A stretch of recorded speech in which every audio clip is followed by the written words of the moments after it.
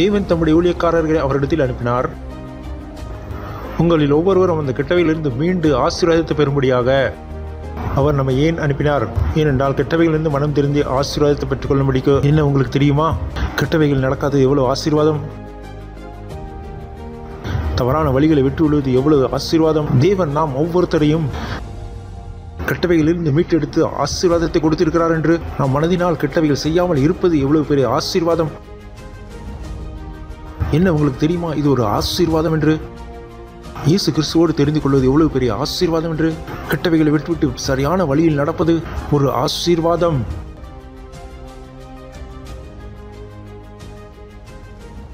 மகிமை மகிமை மகிமை. உங்கள் கரங்களை மேலே உயர்த்தி தேவனுக்கு நன்றி செலுத்துவோம். அவரோடு பேசுங்கள், தெரியப்படுத்துங்கள் நீங்கள் எவ்வளவு அவரோடு அன்பு செலுத்துகிறீர்கள். நன்றி கொடுங்கள் அவருக்கு. அவர் கொடுத்த அந்த ஆசீர்வாதத்திற்காக உங்கள் ஜீவனில் கொடுத்த அவருக்கு நன்றி செலுத்துங்கள். நன்றி கொடுத்துங்கள். நன்றி பிதாவே, உடைய தயவு உள்ளவர், கிருபை உள்ளவர், நீதி உள்ளவர், புத்தி உள்ள தேவன், அன்புள்ள தேவன். ஓ நன்றி பிதாவே, எப்பொழுது எங்களை வெற்றியில் நடப்பதற்காக, எங்களை வெற்றியாளர்களை பெரிதாக்கிறதற்காக உமக்கு நன்றி. நன்றி பிதாவே, நன்றி பிதாவே, நன்றி நன்றி. உம்முடைய ஆவிக்காக, உம்முடைய எழுதப்பட்ட அந்த வார்த்தைகளுக்காக நன்றி. நன்றி பிதாவே, நீர் கொடுத்த இந்த நேரத்திற்காக, உங்களுடைய வார்த்தைகளை கேட்டு நாங்கள் அதன்படியாக செயல்படும்படியாக நாங்கள் சொல்லுவோம். எங்கள் ஆவி ஆத்மா சரீரம் திறக்கப்பட்டிருக்கிறது. உங்களுடைய ஆசீர்வாதத்தை பெற்றுக்கொள்ளும்படியாக, திசையை பெற்றுக்கொள்ளும்படியாக, இந்த நோக்கத்தை பெற்றுக்கொள்ளும்படியாக நன்றி பிதாவே. இயேசு கிறிஸ்துவின் நாமத்தில் ஜெபிக்கிறோம். ஆமென். ஹல்லேலூயா. நீங்கள் உட்காரலாம்.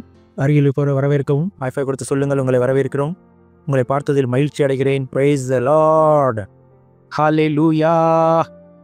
இன்னும் தேவன் நமக்கு அளவில்லாத ஆசீர்வாதத்தை கொடுத்திருக்கிறார். ஆனால் சிலருக்கு ஆசீர்வாதத்தின் சரியான அர்த்தம் தெரியவில்லை என்றால் அவர்கள் ஆசீர்வாதத்தையும் சாபமாக எண்ணலாம். ஸோ இன்றைய செய்தியில் நாம் சில காரியங்களை பார்ப்போம். இதை அப்போஸ்தலர்கள் ஆசீர்வாதமாக பார்த்தார்கள். ஏனென்றால் அந்த காரியங்களை நாமும் ஆசீர்வாதமாக பார்க்கும்படியாக. Price the Lord. முதலாவது என்னவென்றால், கடந்த வாரத்தில் நாம் பார்த்தோம் 2 கொரிந்தியர் 4 அதிகாரம் 4 தேவனுடைய சாயலாய் இருக்கிற கிறிஸ்துவின் மகிமையான சுவிசேஷத்தின் ஒளி விசுவாசிகளாகி அவர்களுக்கு பிரகாசமா இராதபடிக்கு அவர்களுடைய மனதை குருடாக்கினான். அவர் இங்கு சொல்கிறார், இப்பிரபஞ்சத்தின் ஒரு தேவன் இருக்கிறான், அவன் தான் சாத்தான், அவன் ஜனங்களுடைய மனதை குருடாக்குகிறான். வேதம் கூறுகிறது, அவன் ஏன் குருடாக்குகிறான்? ஏனென்றால் தேவனுடைய சாயலாய் இருக்கிற கிறிஸ்துவின் மகிமையான சுவிசேஷத்தின் ஒளி விசுவாசிகளாகி அவர்களுக்கு பிரகாசம் ஆகாதபடிக்கு. சில பேர் கூறுவார்கள், தேவன் இல்லை. ஒரு தடவை ஒருவரின் இடத்தில் கூறினார், தேவன் இல்லை. நான் புரிந்து கொண்டேன், அவர் உங்களுக்கு கிடைக்கவில்லை. இல்லை, நான் இதை கூறவில்லை, தேவன் எனக்கு கிடைக்கவில்லை என்று. நான் இதை கூறுகிறேன், தேவன் இல்லை என்று. ஆனால் நான் கேட்கிறேன், உங்களுக்கு கிடைக்கவில்லை என்று. ஏனென்றால் நீங்கள் யார் எனக்கு தேவன் இல்லை என்று சொல்பவர்? ஏனென்றால் எனக்கு தெரியாது தேவனை எப்படியாக தேட வேண்டுமோ அந்த வழியில் நீங்கள் தேடினீர்களா இல்லையா என்று. அது அப்படியாக வீட்டில் அம்மா கூறுவார், அந்த கத்தி எடுத்துட்டு வா, நாம் கூறுவோம் கிடைக்கவில்லை. ஆனால் அம்மா கூறுவார்கள், அங்கே இருக்கிறது பார். இதே போல ஒருவர் இடத்தில் தேவன் இல்லை என்று கூறினால் நான் கூற சொல்லுங்கள், உங்களுக்கு கிடைக்கவில்லை என்று. ஆனால் எனக்கு கிடைத்து விட்டார். ஸோ நீங்கள் என்னிடத்தில் வந்து கூறியதனால் தேவன் இல்லை என்று நான் அதனால் அதை ஒப்புக்கொள்ள மாட்டேன். உங்களுக்கு கிடைக்கவில்லை, அதை நான் ஒப்புக்கொள்கிறேன். ஆனால் தேவன் இல்லை என்பதை நான் ஒரு பொழுதும் ஒப்புக்கொள்ள மாட்டேன். ஆனால் எனக்கு தெரியாது நீங்கள் தேவனை எப்படி தேடினீர்கள் என்று, எவ்வளவு வாஞ்சியாக தேடினீர்கள் என்று. ஒருவேளை நீங்கள் தேடி இருந்தால் உங்களுக்கு கிடைத்திருப்பார். Price the Lord. ஏனென்றால் தேவன் இருக்கிறார். ஒருவேளை ஒருவர் என்னிடத்தில் கூறுகிறார், தேவன் இல்லை, ப்ரூஃப் செய்யுங்கள் தேவன் இருக்கிறார் என்று. நான் கூறுவேன், நான் எதுக்கு ப்ரூஃப் செய்ய வேண்டும்? தேவன் இருக்கிறார், ஆனால் உங்களுக்கு கிடைக்கவில்லை என்பதனால் தேவன் இல்லை என்ற அர்த்தம் அல்ல. அதை நான் ஒப்புக்கொள்ள வேண்டும். Price the lord. Hallelujah. So சாத்தான் என்ன செய்கிறான்? ஜனங்களுடைய மனதை குருடாக்குகிறான். அவன் அவர்களுக்கு தெரியப்படுத்துகிறான் தேவன் இல்லை என்று. அப்படி அவர்களுக்கு தெரியப்படுத்தினாலும் அவன் அதை தெரியப்படுத்தவில்லை, இயேசு கிறிஸ்து ஒருவர் மாத்திரமே தேவன் என்று. அவன் அவர்களுடைய மனதை குருடாக்குகிறான். ஸோ ஒருவேளை உங்களுடைய மனது தெரிந்திருக்கிறது என்றால் நீங்கள் பாக்கியவான்கள். Price the Lord. பாக்கியவான்கள் நீங்கள். தேவனுடைய சாயலாய் இருக்கிற கிறிஸ்துவின் மகிமையான சுவிசேஷத்தின் ஒளி அவிசுவாசிகளாகி அவர்களுக்கு பிரகாசமாகாதபடிக்கு பிரபஞ்சத்தின் தேவனானவன் அவர்களுடைய மனதை குருடாக்குகிறான். ஒருவேளை உங்களுடைய மனதில் தேவனுடைய சாயலாய் இருக்கிற கிறிஸ்துவின் மகிமையான சுவிசேஷத்தின் ஒளி பிரகாசமா இருந்தால் நீங்கள் பாக்கியவான்கள். Praise the Lord, hallelujah. ஏனென்றால் அநேகருடைய மனம் என்னாகிவிட்டது? குருடாகிவிட்டது. அவர்களிடத்தில் அந்த ஒளி பிரகாசிக்கவில்லை. ஹalleluya. நன்றி சொல்லுங்கள், தேவனே நன்றி. உங்கள் கரங்களை உயர்த்தி தேவனுக்கு நன்றி செலுத்துங்கள். என்னுடைய புரிதலின் மனதை திறப்பதற்காக, என்னுடைய இருதயத்தில் மகிமையான சுவிசேஷத்தின் ஒளியை பிரகாசிக்க செய்ததற்காக. கேட்கிறீர்களா? நீங்கள் தேவனோடு இடைப்படும் போது விதமான காரியங்களுக்கு நன்றி செலுத்துங்கள். அப்படி கூறாதீர்கள், வீடு கிடைக்கவில்லை, வண்டி கிடைக்கவில்லை, குழந்தை பள்ளி கட்டணம் இல்லை, அரிசி இல்லை, பருப்பு இல்லை. இதை விட பெரிய அந்த காரியங்கள். பருப்பு சாதம் சாப்பிட்டு நீங்கள் சொர்க்கத்துக்கு செல்ல முடியாது. ஆனால் சுவிசேஷத்தில் விசுவாசமாயிருந்து நீங்கள் செல்லலாம். Praise the Lord. Hallelujah. Hallelujah. சுவிசேஷத்தை அறிந்து கொள்வது என்னது? ஆசீர்வாதம். சுவிசேஷத்தின் ஒளி உங்கள் இருதயத்தில் பிரகாசிப்பது என்னது? ஆசீர்வாதம். Praise the Lord. Hallelujah. Can we see the next one? நாங்கள் எங்களையே பிரசங்கியாமல் கிறிஸ்து இயேசுவை கர்த்தர் என்றும் எங்களையே கிறிஸ்துவின் நிமித்தம் உங்கள் ஊழியக்காரர் என்று பிரசங்கிக்கிறோம். Praise the Lord. இயேசுவின் ஊழியக்காரர் ஆவது என்னது? அது ஒரு ஆசீர்வாதம். சொல்லாதீர்கள், நாங்கள் இயேசு கிறிஸ்துவின் ஊழியர் அல்ல. அப்படின்னா நீங்கள் ஒரு ஆசீர்வாதத்தை விட்டுவிட்டீர்கள். இயேசு கிறிஸ்துவின் ஊழியக்காரனாவது ஆசீர்வாதம். நாங்கள் எங்களையே பிரசங்கியாமல் கிறிஸ்து இயேசுவை கர்த்தர் என்றும் எங்களையே இயேசுவின் நிமித்தம் உங்கள் ஊழியக்காரர் என்றும் பிரசங்கிக்கிறோம். அவர்கள் ஊழியக்காரன் ஆவது ஆசீர்வாதம் என்று எண்ணினார்கள். அதனால் தான் அவர்கள் இந்த சுவிசேஷத்தை முழு மனதோடு பிரசங்கித்தார்கள். சிந்தித்து பாருங்கள், இயேசு கிறிஸ்துவோட இந்த ஊழியக்காரர்கள் அநேக பேரை போல வேலையை செய்து கொண்டிருந்தார்கள் என்றால் இன்று நானும் நீங்கள் இந்த வாசிக்கக்கூடிய இதை படித்திருக்க மாட்டோம். என்ன உங்களுக்கு தெரியுமா? உங்கள் நிமித்தம் நீங்கள் இந்த சுவிசேஷத்தை பிரசங்கிக்கவில்லை என்றால் அநேகர் இதை கேட்டிருக்கவே முடியாது என்பது பற்றி. சொல்லாதீர்கள், நான் ஊழியக்காரன் அல்ல, நான் சபையின் ஒரு மெம்பர், எங்களுடைய சபையில் மெம்பர்கள் யாரும் இல்லை. இதனால் தான் நாங்கள் கிரைஸ்ட் மெஸ்ஸில் எப்பொழுதும் உங்களுக்கு மெம்பர்ஷிப் ஃபார்ம் கொடுத்ததில்லை. தேவனுக்கும் இது தெரியும். இதனால் தான் அவர்கள் என்ன கூறினார்கள்?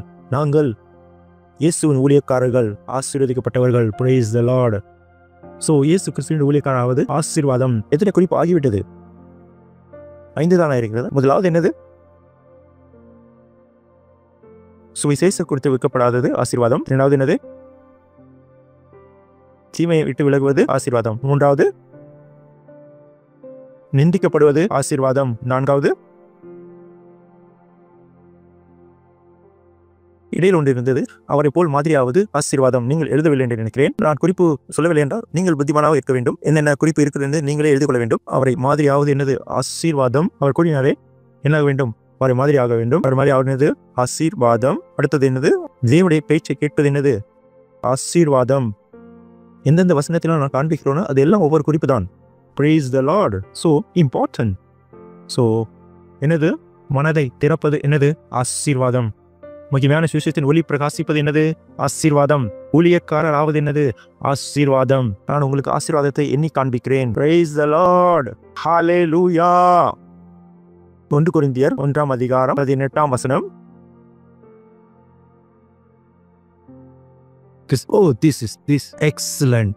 சிலுவை பற்றிய உபதேசம் கேட்கப்படுகிறவர்களுக்கு பைத்தியமாய் இருக்கிறது, ரட்சிக்கப்படுகிற நமக்கோ அது தேவ பலனாக இருக்கிறது.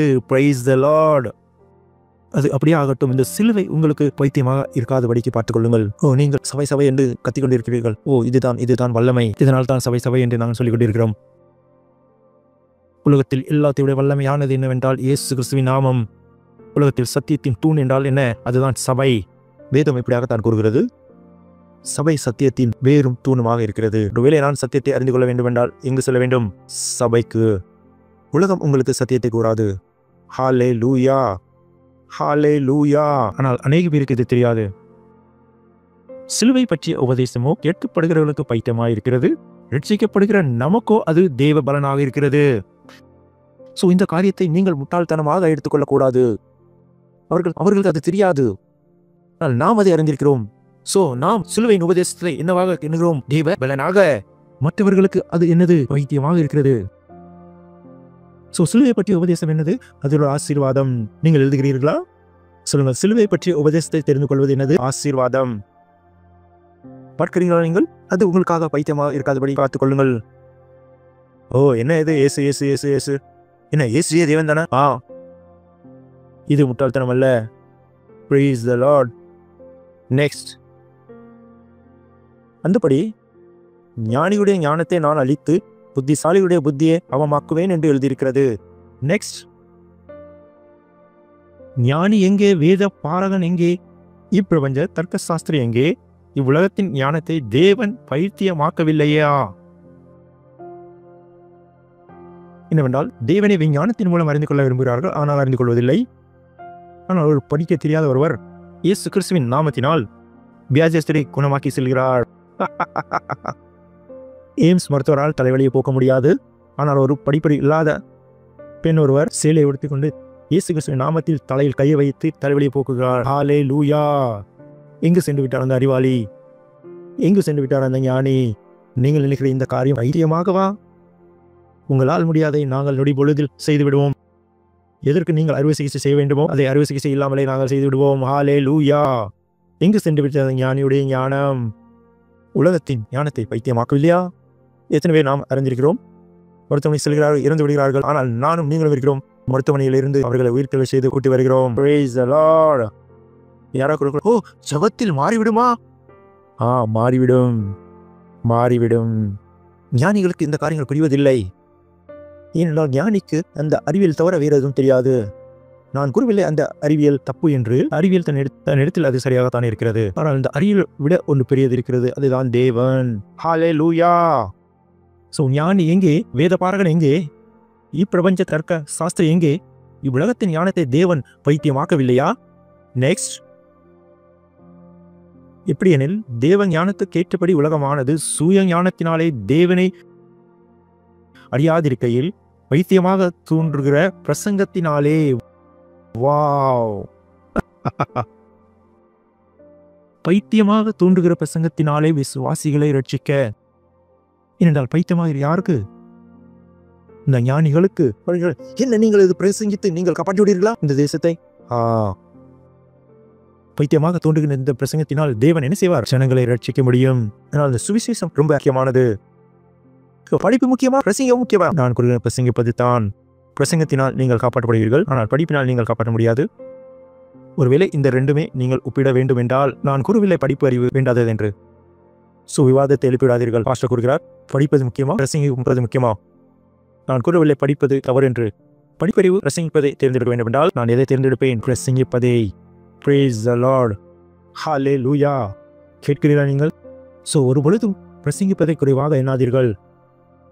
பிரசங்கிப்பது ஆசீர்வாதம். எழுதி கொண்டே இருங்கள். சொல்லுங்கள், இயேசு கிறிஸ்துவின் பிரசங்கிப்பது ஆசீர்வாதம். எல்லாம் முடிந்துவிடும், ஆனால் பிரசங்கிப்பது நடந்து கொண்டே இருக்கும். நான் ஸ்டாப் இடத்தில் கூறுவேன், கவலைப்படாதீர்கள், நமக்கு ஒன்றுமாகாது. நம்முடைய வியாபாரம் எப்பவும் ஓடிக்கொண்டே இருக்கும் இந்த பிரகாரமாக.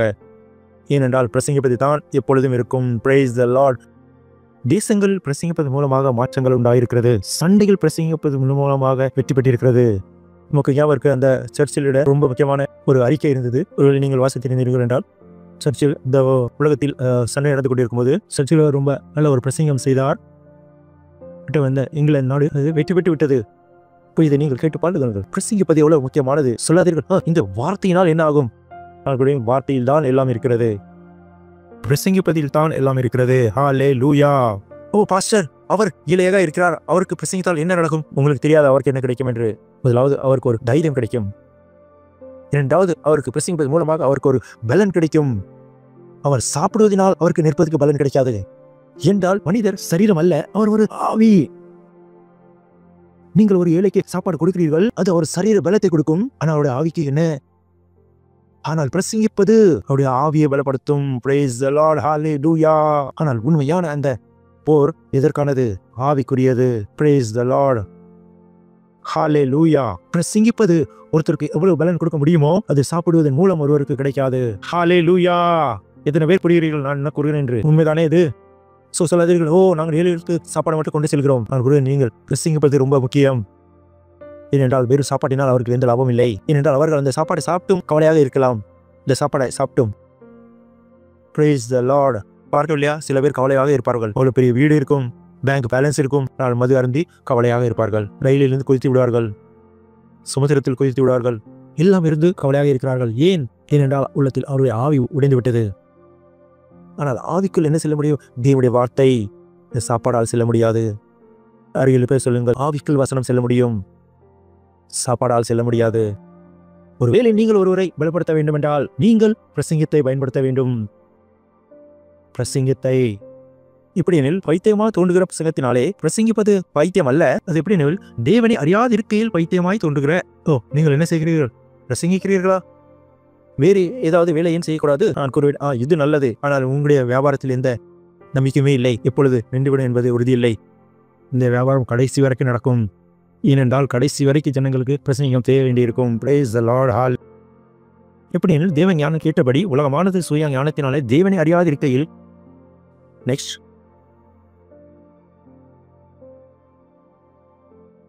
யூதர்கள் அடையாளத்தை தேடுகிறார்கள், கிரேக்கர் ஞானத்தை தேடுகிறார்கள். நெக்ஸ்ட், நாங்களும் சிலுவையில் அறையப்பட்ட கிறிஸ்துவை பிரசங்கிக்கிறோம். அவர் யூதருக்கு இடலாயும் கிரேக்கருக்கு பைத்தியமாய் இருக்கிறார். யூதருக்கு இடலாய் இருப்பது என்ற அர்த்தம் என்றால் யூதர்கள் அறிந்திருக்கவில்லை இன்னும் இயேசு கிறிஸ்து வந்திருக்கிறார் என்பது. அவர்கள் தெரியும் இயேசு கிறிஸ்து வர வேண்டும் என்று, ஆனால் அவர்கள் இயேசு கிறிஸ்துவின் பிறப்பை ஏற்றுக்கொள்ளவில்லை. அப்படி என்றால் அவர் எப்படி பிரமிப்பில் இருக்கிறார்கள். இதனால் தான் இங்கே எழுதப்பட்டிருக்கிறது, அவர் யூதருக்கு இடலாயும் கிரேக்கருக்கு பைத்தியமாய் இருக்கிறார் என்று. அவர் கூறுகிறார், நீ என்ன கூறுகிறார்? இயேசு இயேசு இயேசு கிறிஸ்து மாத்திரம் ஒரு தேவன் தானா? அநேக தேவன் இருக்கிறார்கள். தேவனிடத்தில் செல்வதற்கு அநேக வழிகள் இருக்கிறது. நான் கூறுகிறேன், அப்படி அல்ல. தேவனிடத்திற்கு செல்வதான ஒரே வழி இயேசு கிறிஸ்து தான். Praise the Lord. இது அந்நிய ஜாதிகளுக்கு என்னவா இருந்தது? பைத்தியமாக இருந்தது. ஆனால் நமக்கு இது எப்படி? புத்தியாக. Praise the Lord. 24ஆம் வசனம், ஆயிலும் யூதரானாலும் கிரேக்கரானாலும் எவர்கள் அழைக்கப்பட்டிருக்கிறார்களோ அவர்களுக்கு கிறிஸ்து தேவ பலனும் தேவ ஞானவுமாயிருக்கிறார். ஹல்லேலூயா. சொல்லுங்கள், எனக்கு இயேசு கிறிஸ்து தேவ பலனும் தேவ ஞானவுமாயிருக்கிறார். உங்களுக்கு தெரியாது நீங்கள் எவ்வளவு பெரிய விஷயத்தை சொல்கிறீர்கள் என்று. ஒருவேளை என்னிடத்தில் சமயம் இருந்தால், கிறிஸ்து தேவ பலனும் தேவ ஞானமுமாயிருக்கிறார். என்னிடத்தில் தேவ பலன் இருக்கும் பொழுதும் தேவ ஞானம் இருக்கும் பொழுதும் நான் இந்த மனிதனுக்கும் பயப்பட தேவையில்லை. Praise the Lord. Hallelujah. எனக்கு எந்த ஒரு மனுஷனும் தேவையில்லை, எந்த ஒரு மனிதனும் தேவையில்லை. என்னால் தனித்து நிற்க முடியும். Praise the Lord. Hallelujah. வாருங்கள் அடுத்தது வாசிப்போம். நாம் பார்க்கிறோம் அவருடைய ஜீவனை, அவர் இந்த காரியங்களை செய்தார். இப்பொழுது நாம் வாசித்தது, அவருக்கு இது ரொம்ப முக்கியமாக இருந்தது. மற்றும் ஒரு சிறப்பானவர் ஆகிவிட்டார். அவர் தான் தாவீது. Praise the Lord. நமக்கு தெரியும் தாவீது மிகப்பெரிய ஒரு ராஜாவாக இருந்தார். தாவீது அப்படியான ஒரு ராஜாவாக இருந்தார். ஒரு பொழுதும் ஒரு போர் தோத்ததில்லை. ஜனங்கள் ஒரு போர் செய்கிறார்கள், தோற்று விடுகிறார்கள், இறந்து விடுகிறார்கள். இப்பொழுது வரைக்கும் உலகில் இரண்டு போர் நடந்திருக்கிறது. எத்தனை போர்? 3ஆம் உலக போருக்கு எல்லாருக்கும் இல்லை நடங்குகிறது. 3வது நடந்தால் இந்த உலகம் அழிந்துவிடும். ஆனால் தாவீது 60 போர் செய்தார், ஒன்றுமே தோத்ததில்லை. அப்படி இருந்தும் அவர் ஒரு செல்வந்தராக இருந்தார். சிந்தித்து பாருங்கள், 60 போர். சொல்லுங்கள் அறிவிப்ப, 60 போர். 60 போர். அப்படி இருந்தும் அவர் ஒன்றுமே இழந்ததில்லை. ஆனால் ஒரு போரிலே எல்லாம் இழந்து விடுகிறார்கள். ஆனால் தாவீது ஒரு பொழுதும் ஒன்றும் இழந்ததில்லை. ஏன்? ஏனென்றால் நான் உங்களுக்கு காண்பிக்கிறேன் தாவீது என்ன செய்து கொண்டிருந்தார், எதை சிந்தித்துக் கொண்டிருந்தார். சங்கீதம் 119:46 வசனம், நான் உம்முடைய சாட்சிகளை குறித்து ராஜாக்களுக்கு முன்பாக வெட்கப்படாமல் பேசுவேன். தாவீது என்ன செய்து கொண்டிருந்தார்? தேவனை பற்றி ஜனங்களோடு பேசிட்டு கொண்டிருந்தார். Praise the Lord. ஒருவேளை நீங்கள் ஒரு சிறந்தவராக ஆக வேண்டும் என்றால் நீங்களும் தேவனை பற்றி ஒவ்வொருத்தருக்கும் அறிவிக்க வேண்டும். தாவீதுடைய ஜீவன் இப்படியாகத்தான் இருந்தது. இருந்தும் ஒரு ராஜாவாக இருந்தும், நான் உம்முடைய சாட்சிகளை குறித்து ராஜாக்களுக்கு முன்பாகவும் செய்வேன், வெட்கப்படாமலும் பேசுவேன். அவருக்கு எந்த ஒரு வெட்கமும் இல்லாதிருந்தது. அவருக்கு ஒரு வெட்கம் கூட இல்லாதிருந்தது. அவருக்கு எந்த ஒரு பயமும் இல்லாதிருந்தது. அவருக்கு தெரியும் சுவிசேஷம் என்னது, ஆசீர்வாதம் என்று. அவர் ஒவ்வொரு இடத்திலும் தேவனை பிரசங்கித்துக் கொண்டிருந்தார். அதில் எந்த ஆச்சரியம் இல்லை. அவர் இவ்வளவு பெரிய சிறப்பான ஆகிவிட்டார். அவர் ஒரு மாத்திர ராஜா, தம்முடைய வாரிசை தம்முடைய கண்கள் மூலமாக சிங்காசனத்தில் உட்கார்வதை பார்த்தவர். வேதத்தை வாசி பாருங்கள், அநேக ராஜாக்கள் இருந்தார்கள், ஒரு மாத்திரம் ராஜா இருந்தார். தான் உயிரோடு இருக்கையில் தம்முடைய சிங்காசனத்தில் தன்னுடைய வாரிசு உட்கார்ந்திருப்பதை காண முடிந்தது. மற்ற அனைத்து ராஜாக்களும் இறந்து விட்டார்கள். உன் சிங்காசனிலிருந்து அவர்களை கொலை செய்து தவறான முறையில் அவர்களை வெளியேற்றினார்கள். இந்த கிருபை கிடைத்தது. அவர் தன்னுடைய கண்களுக்கு முன்பாக தன்னுடைய வாரிசை தம்முடைய சிங்காசனத்தில் உட்கார்ந்திருப்பதை காண முடிந்தது. அவருடைய ஜீவனைத்தான் நான் காண்பித்துக் கொண்டிருக்கிறேன். இதை சீரியஸாக எடுத்துக்கொள்ளுங்கள். நான் ஒரு வெற்றி சிறந்தவருடைய ஜீவனை உங்களுக்கு காண்பிக்கிறேன். ஒருவேளை அனைவரை விட வெற்றி சிறந்தவர் ஒருவர், இயேசு கிறிஸ்துவுக்கு முன்பாக எல்லோரையும் விட சிறந்த வெற்றியாளன். அவருடைய ஜீவனை நீங்கள் பார்த்து கொண்டிருக்கிறீர்கள். அவருடைய ஜீவன் எப்படி இருந்தது, அவர் எப்படி வாழ்ந்து கொண்டிருந்தார், இந்த காரியங்கள் அவருக்கு எவ்வளவு முக்கியமானதாக இருந்தது. ராஜாவாக இருந்தும் ராஜ்யத்தை நடத்தி கொண்டிருந்தார். ஆனால் அவருக்கு முக்கியமானது எதுவாக இருந்தது? தேவனை பிரசங்கிப்பது. ராஜ்யத்தை நடத்தி கொண்டிருந்தும் இதில் எந்த ஆச்சரியம் இல்லை. தாவீது அவ்வளவு பெரியவராக இருந்தார். Price the Lord. Hallelujah, hallelujah. So நீங்களும் அந்த சிறப்பை பெரிய வேண்டுமென்றால் உங்களுடைய முன்பாக ஒரு உதாரணம் இருக்கிறது, ஒரு மாதிரி. உங்களுக்கு வேதத்திலிருந்து ஒரு மாதிரியை நான் காண்பிக்கிறேன்.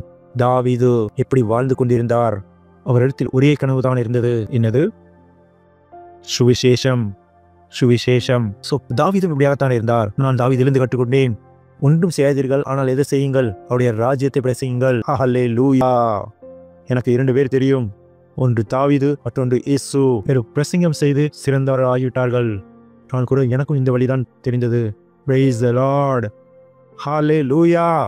அவர் எனக்குடைய, நான் உம்முடைய சாட்சிகளை குறித்து ராஜாக்களுக்கு முன்பாக வெட்கப்படாமல் பேசுவேன். இதுதான் தாவீதுடைய ஜீவனாக இருந்தது.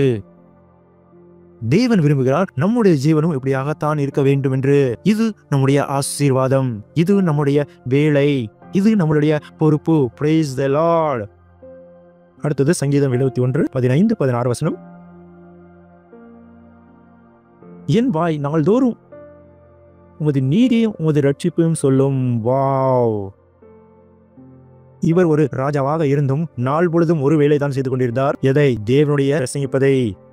அப்படியா சிந்தவில்லை? சாப்பாடு செய்ய வேண்டும், துணி துவைக்க வேண்டும், அதை பிறகு 1/2 மணி நேரம் கிடைத்தால் தூங்கிக் கொள்ள வேண்டும்.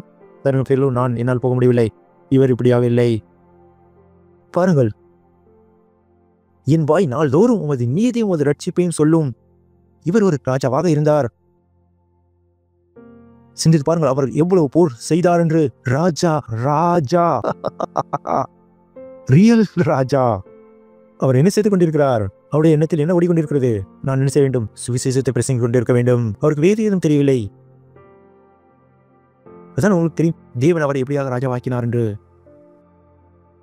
ஒருவேளை நீங்கள் இந்த சுவிசேஷத்தில் விழுந்து விட்டீர்கள் என்றால் தேவனுக்கு தெரியும் உங்களை எப்படி உயர்த்த வேண்டும் என்று. Praise the Lord. ஹalleluya, ஹalleluya. கேட்கிறீர்களா? நீங்கள் சில பேர் இருக்கிறீர்கள், என்னால் தெரியப்படுத்த முடியாது தேவன் என்னை எங்கே உயர்த்திருக்கிறார், என்னெல்லாம் செய்கிறார் என்று. நான் தெரியப்படுத்தினால் நீங்கள் நினைப்பீர்கள் என்னை பற்றி நான் பிரசங்கிக்கிறேன் என்று. ஆனால் நாள்தோறும் ஏதாவது ஒன்று பெரியது நடக்கும். ஒவ்வொரு நாளும் நான் கொடுக்கிறேன், வாவ், தேவனே இது நடந்து விட்டதா? இதுவும் நடக்க வேண்டியதே, இதுவும் நடக்க வேண்டியதே. ஆனால் அதில் எந்த ஆச்சரியம் இல்லை என்றால் எந்த வழியில் நான் இருக்கிறேனோ அந்த வழியில் எப்பொழுதும் பெருக்கமும் உயர்வு தான். Praise the Lord. ஹalleluya. கேட்கிறீர்களா நீங்கள்? அந்த வழியைத்தான் நான் உங்களுக்கு காண்பிக்கிறேன். இந்த வழி சென்னை மற்றும் பெங்களூர். நான் கூறுகிறேன், நீங்கள் சரியான வழியில் செல்லுங்கள் என்று. தவறான பாதையில் சென்று தேவனிடத்தில் நீங்கள் கேட்க முடியாது. சோ சரியான பாதையில் செல்லுங்கள், ஆசீர்வாதத்தின் பாதையில் செல்லுங்கள். Praise the Lord. சோ என்ன செய்யுங்கள்? சுவிசேஷத்தை பிரசங்கியுங்கள். ஒரு மனப்பூர்வமாக, உண்மையாக, ஆவியிலிருந்து, உள்ளத்தின் ஆழத்திலிருந்து. பாருங்கள் தேவன் உங்களை எவ்வளவாக உயர்த்துகிறார் என்று. உங்கள் கரங்களை உயர்த்தி தேவனுக்கு நன்றி செலுத்துங்கள். அந்நிய பாஷையில் பிரதிக்கவும் சொல்லுங்கள். அந்நிய பாஷையில் சொல்லுங்கள். அந்நிய பாஷையில் சொல்லுங்கள். அந்நிய பாஷையில் அந்நிய பாஷையில் சொல்லுங்கள்.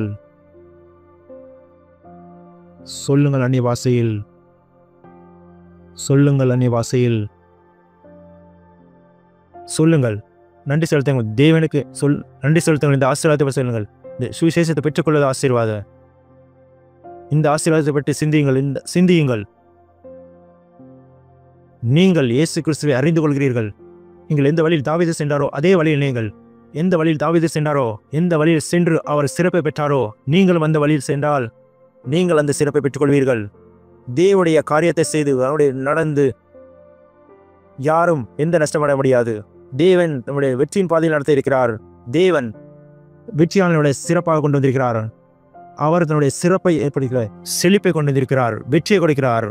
அவர் நமக்கு ஒரு வழியை ஏற்படுத்துகிறார். அந்த வழியை நாம் இப்போது பார்க்கிறோம். ஆசீர்வாதத்தின் நாட்கள், சத்தியத்தின் வழி, சுவிசேஷத்தின் பிரசங்கிப்பான வழி, தன்னுடைய சிறப்பான வழி. தேவன் நம்முடைய வெற்றியின் பாதையில் நடத்த இருக்கிறார். தேவன் வெற்றியாளனுடைய சிறப்பாக கொண்டு வந்திருக்கிறார். அவர் தன்னுடைய சிறப்பை ஏற்படுத்துகிறார். சுவிசேஷத்தின் பிரசங்கிப்பான வழி, தன்னுடைய சிறப்பான வழி. ஓ நன்றி பிதாவே, நன்றி பிதாவே, நன்றி பிதாவே. இயேசு கிறிஸ்துவின் நாமத்தில் ஆமென். சொல்லுங்கள் மகிமை, மகிமை. சொல்லுங்கள், நான் ஆசீர்வதிக்கப்பட்டிருக்கிறேன். இன்று முதல் நீங்கள் இந்த வார்த்தையை சொல்லும் பொழுது உங்கள் எண்ணத்தில் வேறு எதுவும் வர வேண்டும். சொல்லாதீங்கள் பேங்க் பேலன்ஸ் அதிகமாக இருக்க வேண்டும், ஆசீர்வாதம் கிடைக்க. நான் அநேக ஆசீர்வாதங்கள் உங்களுக்கு தெரியப்பட்டிருக்கேன். சொல்லும்போது நான் ஆசீர்வாதப்பட்டிருக்கேன், நீங்கள் சொல்லும்போது வாவ் எவ்வளவு ஆசீர்வாதமாக இருக்குது. 10 12 குறிப்புகள் இருக்குமே. இந்த ஆசீர்வாதத்தை நீங்கள் சிந்தித்து கொண்டிருக்கும் போது முக்கியமானது ஒன்று கிடைக்கும். ராப்சருக்கு நீங்கள் சொல்வீர்கள், உலகத்தார் எந்த காரியத்துக்கு பின் செல்கிறார்களோ அந்த காரியங்கள் உங்கள் பின்னால் ஓடிவரும். விளையாட்டாக பிரைஸ் த லார்ட். ஜனங்கள் கேட்பார்கள், நீங்கள் என்ன செய்கிறீர்கள்? சொல்லுங்கள், வாருங்கள், நான் காண்பிக்கிறேன், சுவிசேஷத்தை பிரசங்கிக்கிறேன். சொல்லுங்கள் திரும்ப ஒரு தடவை, மகிமை. நான் ஆசீர்வதிக்கப்பட்டிருக்கிறேன், நான் குஷியாக உள்ளேன், ஏனென்றால் நான் இயேசுக்குரியவன். ஹல்லேலூயா. உங்களுடைய காணிக்கைகள் கொடுக்க, தசம பாகம் கொடுக்க வேண்டிய நேரம், உங்களுடைய பார்ட்னர்ஷிப் கொடுக்க வேண்டிய நேரம்.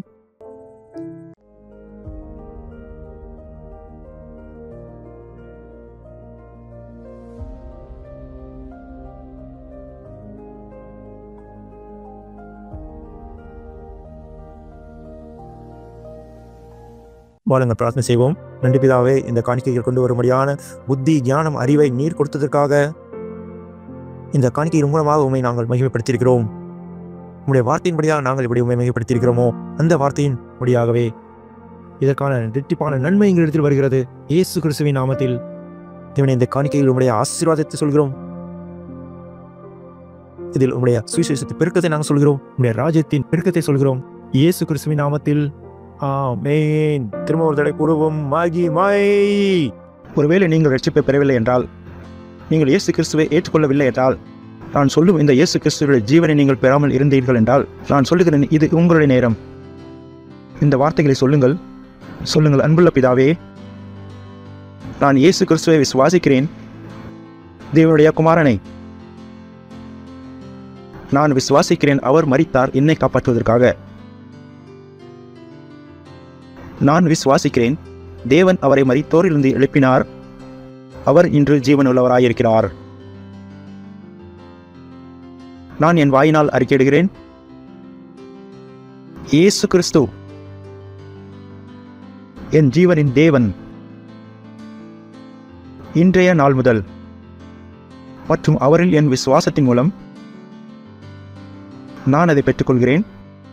நித்திய ஜீவனை என்னுடைய இருதயத்தில், என்னுடைய ஆவியில். நன்றி ஆண்டவரே, என் ஆத்மாவை காப்பாற்றியதற்காக. இப்பொழுது என்னிடத்தில் நித்திய ஜீவன் இருக்கிறது. நான் இப்பொழுது தேவனுடைய குமாரன். நான் புதிதாக பிறந்திருக்கிறேன். நன்றி ஆண்டவரே. நீங்கள் ஒருவேளை இந்த பிரார்த்தனை செய்தீர்கள் என்றால், பாஸ்டர் கிறிஸ்துடன் வாழ்த்துகள் உங்களுக்கு. தேவனுடைய குடும்பத்தில் உங்களை வரவேற்கிறோம். எழுந்திருந்து தேவனுக்கு நன்றி செலுத்துவோம், தேவனுக்கு நன்றி செலுத்துவோம். உங்கள் கரங்களை உயர்த்தி தேவனுக்கு நன்றி செலுத்துங்கள். தேவனுடைய அந்த ஆசீர்வாதங்களுக்காக, உங்களிடத்தில் வந்த அந்த புரிதலுக்காக தேவனுக்கு நன்றி செலுத்துங்கள். உங்கள் வாயினால் சொல்லுங்கள், நன்றி பிதாவே, இந்த வார்த்தையை என்னிடத்தில் கொண்டு வந்ததற்காக, இந்த வார்த்தையின் ஆசீர்வாதங்களுக்காக நன்றி பிதாவே. நன்றி நன்றி நன்றி பிதாவே. இயேசு கிறிஸ்துவின் நாமத்தில் ஆமென். கர்த்தராகிய இயேசு கிறிஸ்துவினுடைய கிருபையும் தேவனுடைய அன்பும் பரிசுத்த ஆவியுடைய ஐக்கியம் நம் அனைவரோடு கூட இருப்பதாக. இயேசு கிறிஸ்துவின் நாமத்தில் ஆமென்.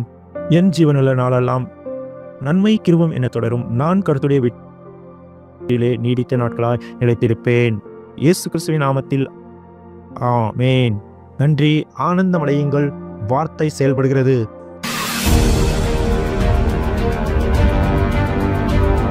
एक दूसरे व्यक्ति की सहायता कीजिए वास्तविकता संग्रह पाने में। आप में से कुछ 5 दूसरे लोगों के लिए वास्तविकता संग्रह दे सकते हैं। आप में से कुछ लोग 20 लोगों के लिए दे सकते हैं, और आप में से कुछ लोग 100 लोगों के लिए दे सकते हैं, और आप में से कुछ 500 दूसरे लोगों की वास्तविकता संग्रह के लिए दे रहे हैं, और कुछ 1000 लोगों के लिए, और कुछ ऐसे भी है जो 1,00,000 लोगों के लिए दे रहे हैं, और कुछ है जो 10 लाख से ज्यादा लोगों के लिए दे रहे हैं व्यक्तिगत रूप से।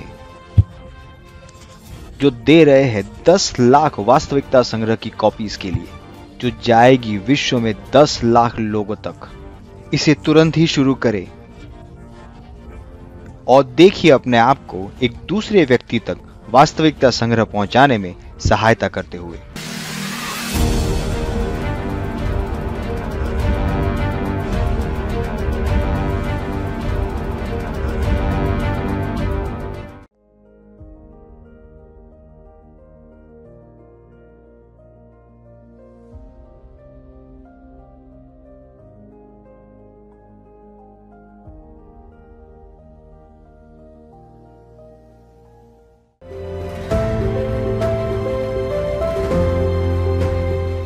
अब वे कैसे प्रचार करें सिवाय इसके कि उन्हें भेजा जाए? क्या आप उन्हें भेजेंगे? अपना मन बनाएं। आप भेज रहे हैं शायद 10 कॉपियां वास्तविकता संग्रह की। शायद आप हर महीने 1000 करना चाहें। शायद आप करना चाहे 5 हर महीने। यह कुछ है। शायद 2 हर महीने। यह कुछ है। यहाँ तक कि एक अतिरिक्त भी हर महीने, एक आपके लिए, एक किसी और के लिए। केवल अपने बारे में मत सोचिए। शायद आप करना चाहें 10 लाख कॉपियाँ, शायद 50 लाख कॉपियाँ, शायद 1 करोड़ कॉपियाँ। अधिक जानकारी के लिए स्क्रीन पर दिए गए नंबरों पर संपर्क करें।